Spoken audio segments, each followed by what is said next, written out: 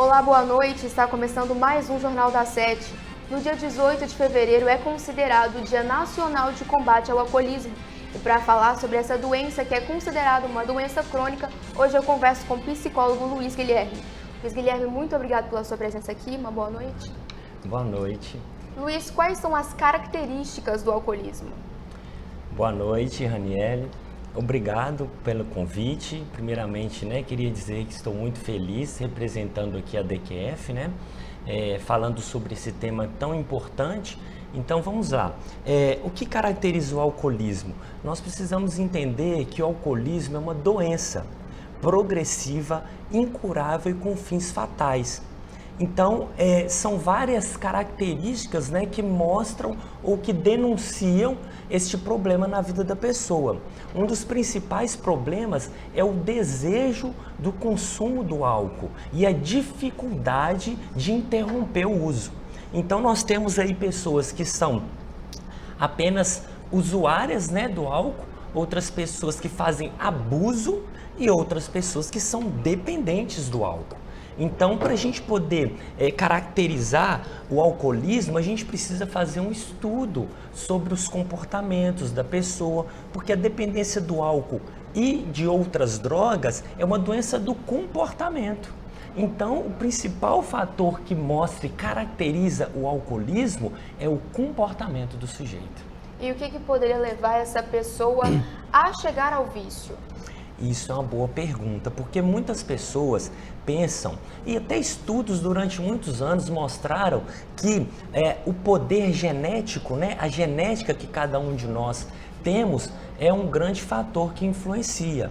Porém, estudos mais recentes vêm mostrando que muito mais sério do que a genética, o que leva a pessoa a desenvolver o alcoolismo é a convivência com o meio. Então, assim, nós temos aí na história muitas pessoas que, quando criança, faziam assim, tomava espuminha da cerveja dos pais. Às vezes os pais até colocam assim o bico da criança na cerveja ou na bebida alcoólica. Isso é muito problemático, porque nós temos aí hoje um cenário no Brasil que o uso da bebida alcoólica está aumentando cada vez mais, principalmente entre os adolescentes jovens. Então, o que nós precisamos também ter consciência? Que o fato de beber na frente dos filhos é um grande fator que influencia para que a pessoa se torne futuramente um alcoolista ou um dependente químico.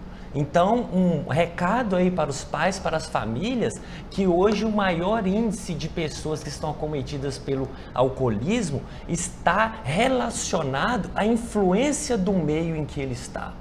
Então, nós temos aí no Brasil essa cultura da cervejinha, e isso tem sido um grande problema para nós, que nós precisamos nos atentar para isso também. Então, quais são os aspectos que podem influenciar? Seria um grupo social ou, quem sabe, um histórico? Isso é uma boa pergunta também, Muitas pessoas pensam que o vício está mais próximo daquelas pessoas menos favorecidas, daquelas pessoas que têm baixa escolaridade, menos poder aquisitivo, e nós precisamos ter a consciência, e os estudos mostram isso também, que o alcoolismo e a drogadição, ela não escolhe classe econômica, classe social, cor da pele. Todos nós estamos vulneráveis à doença do alcoolismo e da dependência química. Até porque nós precisamos pensar que o vício é uma caixinha de surpresa. Quem pode garantir que o uso consciente não vai se tornar um uso prejudicial, um uso nocivo? Ninguém tem essa garantia. Por isso que nós fazemos uma campanha de prevenção que se chama Evite. Evite o primeiro gole, evite o primeiro trago, porque uma vez que eu evito, eu posso estar me libertando de um problema maior futuramente. Nós temos no nosso trabalho pessoas que começaram de uma forma bem social, bem tranquila, amigável, entre amigos, e depois se tornaram dependentes.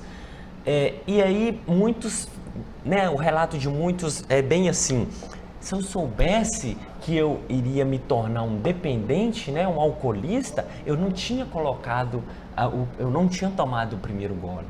Então, assim, a pessoa que se torna dependente, ela não sabe o que vai acontecer no amanhã.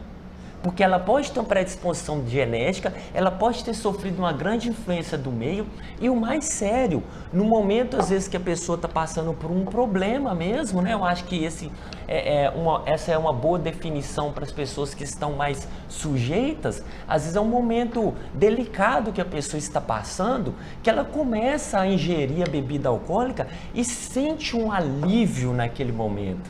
Posso até contextualizar um pouco mais? Na história, né, da drogadição, dessa maneira que as pessoas encontraram assim, de se entorpecer, conta a história grega que uma deusa, a filha de uma deusa se perdeu. Então, essa deusa, né, grega, lá na história grega, ela vai para procurar a filha, né, no bosque, lá em uma floresta, uma mata, e ela, muito preocupada com a filha que tinha sumido, encontrou uma flor bonita e com fome resolveu se alimentar dessa flor bonita. E no momento em que ela ingere essa planta de poder, ela sofre uma entorpecência e naquele momento ela se desliga daquele problema, ela sente um alívio, ela não sente mais aquela depressão, aquela angústia da perda da filha. E esta planta é o ópio.